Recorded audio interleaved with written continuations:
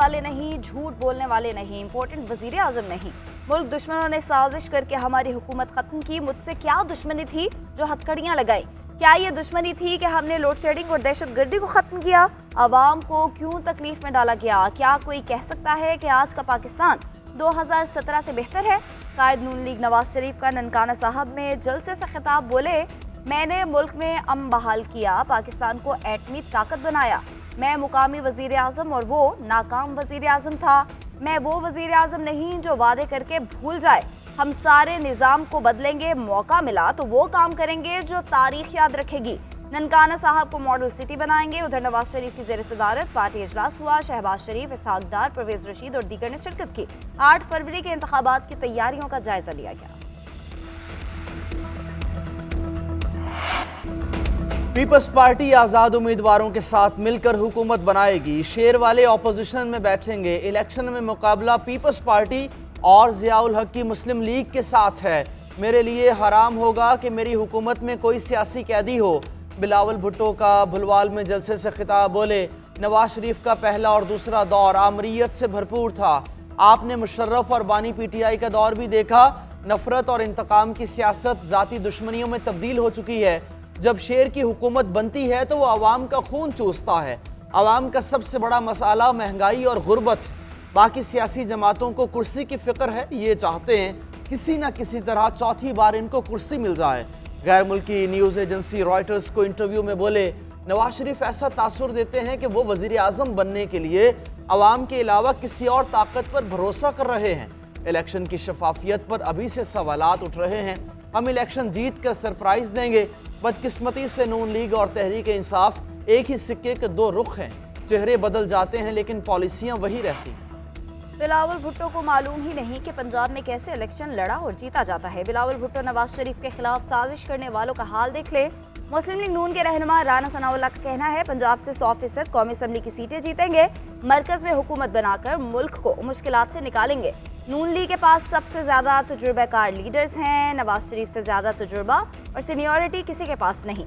दुनिया ने पाकिस्तान का बायकॉट किया तो हमने मुल्क को बहरान से निकाला। पहले भी महंगाई को काबू किया, अब भी करेंगे। हमें 1 साल और मिल जाता तो मुल्क G20 ममालिक में शामिल होता। नवाज शरीफ अपनी जात का बदला किसी से नहीं लेते। नवाज शरीफ ने अपना मामला अल्लाह पर छोड़ा है।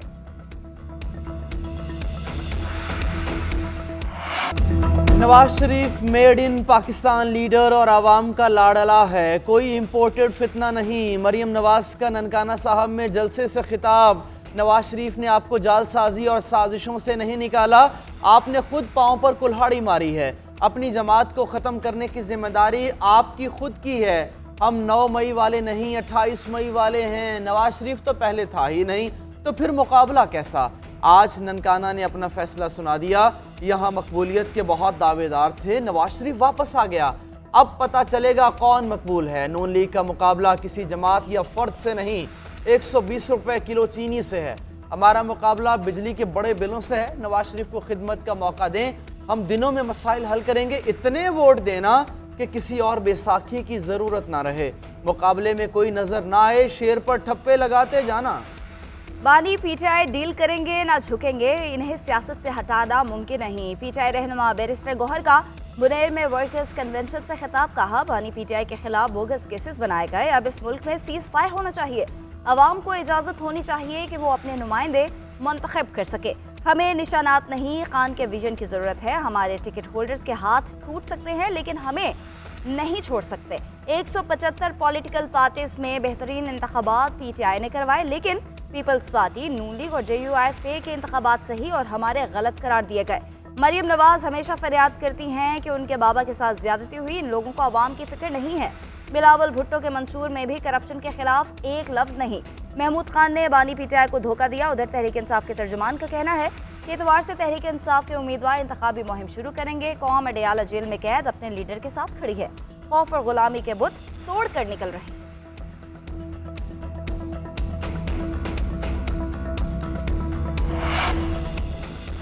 दफ़ा 144 का नफाज नई इंतकामी कार्रवाइयों का जवाज़ है। दफ़ा 144 की आड़ में हमारे उम्मीदवारों और कारकुनों को गिरफ्तार किया जाएगा। तमाम तर हथकंडों के बावजूद लोग अपने वोट का इस्तेमाल करेंगे।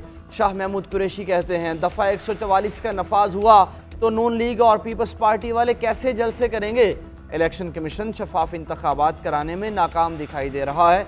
फौज की जिम्मेदारी अमन व अमा की क़याम की है तो अच्छी बात है। जेल से हक़ रायदही के इस्तेमाल के लिए मैंने और बानी PTI ने पोस्टल बैलेट के लिए मुकर्ररा वक्त के अंदर दरख्वास्त दे दी है। सोशल मीडिया प्रोपेगेंडा का मकसद बेयकीनी, अफरा तफरी और मायूसी फैलाना है। पाकिस्तान है तो हम हैं, पाकिस्तान नहीं तो हम कुछ भी नहीं। पाकिस्तान अपनी खुद मुख्तारी पर कोई समझौता नहीं करेगा। Army chief general Syed Asim Munir का पाकिस्तान नेशनल यूथ कॉन्फ्रेंस से खिताब। बोले, हमारी अफवाज हर किस्म के खतरे और साजिश के खिलाफ तैयार है। दहशतगर्दी के खिलाफ पूरी कौम का ताउन ज़रूरी है। सोशल मीडिया की खबरों की तहकीक बहुत ज़रूरी है। तहकीक और मुस्बत सोच के बगैर मुआशरा अफरा तफरी का शिकार रहता है। नौजवानों को यकीन होना चाहिए कि वो एक अजीम वतन और कौम के सपूत हैं। पाकिस्तान के रोशन मुस्तकबिल पर कामिल यकीन और इस्लाफ की मिरास को कायम रखना है। आर्मी चीफ का कौम की मदद से मुल्क की खुद मुख्तारी और इलाकाई सालमियत के दिफा के लिए मुसल्लह अफवाज के अज़्म का इआदा। निगरान वज़ीर आज़म ने नेशनल यूथ कॉन्फ्रेंस से खिताब में कहा, कौम ने दहशतगर्दी का बहादुरी से मुकाबला किया। जिम्मेदार शहरी होने के नाते हमें मुल्क दुश्मनों के शैतानी प्रोपेगेंडे को मुस्तरद करना चाहिए, इज्तिमाई तौर पर मुकाबला करना चाहिए।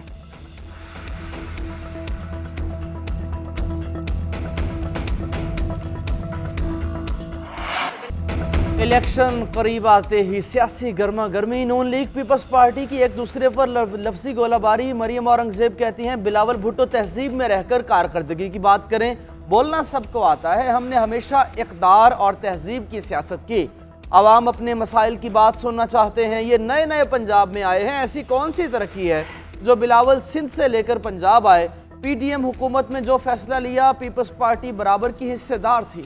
पीपल्स पार्टी की पलवशा खान का मरियम औरंगजेब पर जवाबी वार, कहा, बिलावल के लिए लाहौर नया नहीं, आपके लिए होगा। ये सुबाइयत के शोले भड़का रहे हैं। इनको हमारी पंजाब में सियासत से तकलीफ है। एक हल्के की वजह से इनकी नींदें उड़ चुकी हैं। आपको क्या खौफ है? किसी और को यहाँ बर्दाश्त नहीं करना चाहते? नून लीग के खौफ से अंदाजा है हम जीत जाएंगे। पलवशा खान का नून लीग पर पाकिस्तान से लूट मार करके बैरून मुल्क जायदादें बनाने का इल्जाम। हमारे पास तेल है न गैस, हमारा असासा नौजवान है। नौजवानों की सही रहनुमाई ना की तो बहुत बड़ा चैलेंज बन जाएगा।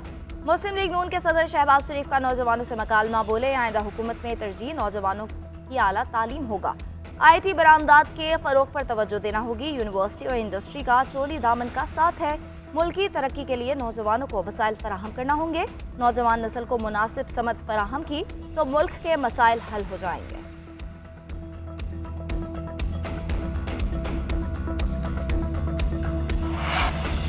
नवाज शरीफ याद रखें, मैं डटकर खड़ी हूं, अवाम के लिए जेल में बंद हूं, मगर तहरीक इंसाफ मैदान में मौजूद है। डॉक्टर यास्मीन राशिद की अदालत पेशी के मौके पर गैर रस्मी गुफ्तगू। कहा, हल्के के अवाम वोट उसको देंगे जो उनके साथ खड़ा है, उसको वोट ना दें जो भाग जाता है। बिलावल भुट्टो को अभी याद आया कि खवातीन जेल में है। कल तक ये नून लीग के साथ थे। इंतखाबात में मुकाबला खवातीन पर जुल्म करने और खवातीन के लिए जिद्दोजहद करने वालों में है। अगर मैं बाहर होती तो आज हल्के के अवाम में होती। जमात इस्लामी के पास मुल्क को तरक्की की राह पर गामजन करने का फॉर्मूला है। अवाम मुल्क को बदहाल करने वाली तीनों हुक्मरान पार्टियों को मुस्तरद कर दे। अमीर जमात इस्लामी सिराजुल हक का कहना है, खजाना खाली है और करोड़ों अफराद महंगाई के बोझ तले दबे हुए हैं। 8 फरवरी कौम के पास गलतियां सुधारने का दिन है। नौजवान मुल्क को बचाने के लिए तराजू पर मोहर लगाएं। कौम को मुल्क के हालात बदलने के लिए अब ऑप्शन बदलना होगी। जमात इस्लामी की कामयाबी ही हकीकी मायनों में आम आदमी की कामयाबी है। नून लीग पंजाब में 45% के साथ वोटर्स की सबसे पसंदीदा जमात बन गई। Institute for public opinion research के सर्वे के मुताबिक तहरीक इंसाफ 35% के साथ दूसरे, पीपल्स पार्टी 8% वोटर्स की पसंदीदा जमात। 45% वोटर्स का नवाज शरीफ पर एतमाद का इजहार, 36% का बानी PTI और 6% का बिलावल भुट्टो पर भरोसा। शहबाज शरीफ पर 2%, मरियम नवाज और जहांगीर तरीन पर 1% अवाम का एतमाद। 51% शहरियों के इलेक्शन में नून लीग की जीत की पेशगोई। अवाम का विफाक और पंजाब में लीगी हुकूमत बनने का दावा। सर्वे के मुताबिक 34% वोटर्स ने PTI हुकूमत बनने का इम्कान जाहिर किया। 7% अफराद को पीपल्स पार्टी की हुकूमत बनने की उम्मीद। निगरान सिंध हुकूमत पुरअमन इंतखाबात कराने के लिए तैयार, सूबे में असलहे की नुमाइश पर पाबंदी लगा दी। वजीर दाखिला हारिस नवाज कहते हैं रेंजर्स और पुलिस पोलिंग स्टेशन के बाहर तैनात होगी। सिंध हुकूमत का इंतखाबात के लिए स्काउट्स की खिदमत लेने का फैसला। निगरान वज़ीर आला Mohsin Naqvi, corps commander Lahore lieutenant general Syed Aamir Raza की ज़ेर सदारत पंजाब की एपिक्स कमेटी का इजलास, आम इंतखाबात के सिक्योरिटी इंतजाम का जायजा। इलेक्शन डे पर असलहे की नुमाइश पर पाबंदी पर सख्ती से अमल दरामद करने का फैसला। गैरिजन एरियाज में सियासी जलसे, जुलूस, झंडे और बैनर्स लगाने पर पाबंदी। सोशल मीडिया पर शरंगेजी फैलाने वाले अनासिर की मॉनिटरिंग का फैसला किया गया। मेरा मुल्क, मेरा वोट, मेरा फैसला। अवाम की उमंग, GNN की तरंग के संग। GNN का इंतखाबी तराना, आम इंतखाबात में अवाम के जज्बात का अक्कास।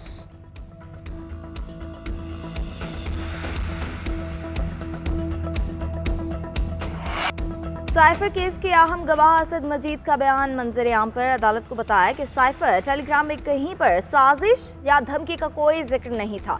साइफर को साजिश करार देने का फैसला उस वक्त की सियासी क़यादत का था। साइफर फॉरेन सेक्रेटरी को भेजा गया, उन्होंने तमाम मुतल्लिका अफराद से शेयर किया। मुझे 22 अप्रैल 2022 को कौमी सलामती कमेटी के इजलास में बुलाया गया। कमेटी ने पाकिस्तान में अमरीकी सफारतखाने और स्टेट डिपार्टमेंट वाशिंगटन को डिमाश करने की सिफारिश की। कौमी सलामती कमेटी में फैसला हुआ कि साइफर कोई साजिश नहीं थी। वजारत खारजा ने भी साइफर को साजिश करार नहीं दिया था। साइफर एपिसोड से पाकिस्तान और अमरीका के ताल्लुकात शदीद मुतासिर हुए। साइफर को साजिश करार देना पाक अमरीका ताल्लुकात के लिए सेटबैक था।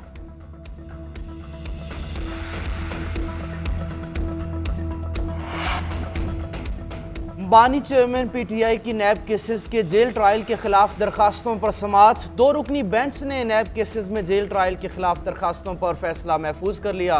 दौरान समाअत चीफ जस्टिस आमिर फारूक ने इस्तिफसार किया कि अगर अदालत कहे कि बाकी ट्रायल जुडिशल कॉम्प्लेक्स में करना है तो क्या अदालत को इख्तियार है। वकील अमजद परवेज ने कहा कि बिल्कुल अदालत को इख्तियार है, वो किसी भी स्टेज पर फैसला कर सकती है। अटॉर्नी जनरल ने कहा कि फेसबुक, ट्विटर, यूट्यूब के स्क्रीनशॉट मौजूद हैं, मीडिया को केस तक रसाई दी जा रही है। वज़ीर तिजारत गौहर एजाज ने वजारत दाखिला का कलमदान संभाल लिया। निगरान वज़ीर आज़म अनवारुल हक काकड़ की मंजूरी के बाद नोटिफिकेशन जारी किया गया। गौहर एजाज की वजारत दाखिला आमद, सीनियर ऑफिसर से तारुफी मुलाकात। निगरान वज़ीर दाखिला को वजारत और ज़ेली इदारों से मुतालिक तफसीली ब्रीफिंग दी गई। गौहर एजाज पाकिस्तान के 48वें वज़ीर दाखिला हैं। जंग किसी मसले का हल नहीं, मुज़ाकरात की मेज़ पर मामलात हल करने चाहिए। साबिक भारतीय क्रिकेटर नवजोत सिंह सिद्धू की करतारपुर में दौरे के दौरान गुफ्तगू बोले, पाकिस्तान में हमें पलकों पर बिठाया जाता है, मेहमान नवाजी लफ्ज़ों में बयान नहीं हो सकती। करतारपुर राहदारी के मकासद अभी अधूरे हैं, सरहदों की दीवारों में राहदारियाँ भी होनी चाहिए। इन राहदारियों से मोहब्बत, प्यार, अमन और तिजारत भी होनी चाहिए। दोनों ममालिक के दरमियान कारोबार के फ़रोग पर इत्तफाक हो जाए तो इस सिल्क रूट से तिजारत का हजम $37 बिलियन हो सकता है, जो 2 बिलियन तक महदूद है। तनाज़ात के खात्मे और आलमी अमन के लिए मजबूत अक़वाम मुत्तहिदा ज़रूरी है। फ़लस्तीन में नन्हे बच्चों और मजलूम औरतों को निशाना बनाया जा रहा है, जिससे फौरी तौर पर बंद होना चाहिए। पाकिस्तान अंडर 19 वर्ल्ड कप के सुपर 6 मरहले में पहुंच गया। कौमी टीम की इवेंट में मुसलसल दूसरी फतह, नेपाल को 5 विकेटों से शिकस्त दे दी।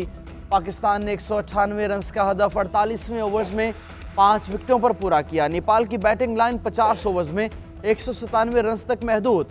इरफात मिनहास ने 3, अहमद हसन और उबैद शाह ने 2 खिलाड़ियों को आउट किया। अजान ओवैस 59 रन बनाकर मैच के बेहतरीन खिलाड़ी करार पाए।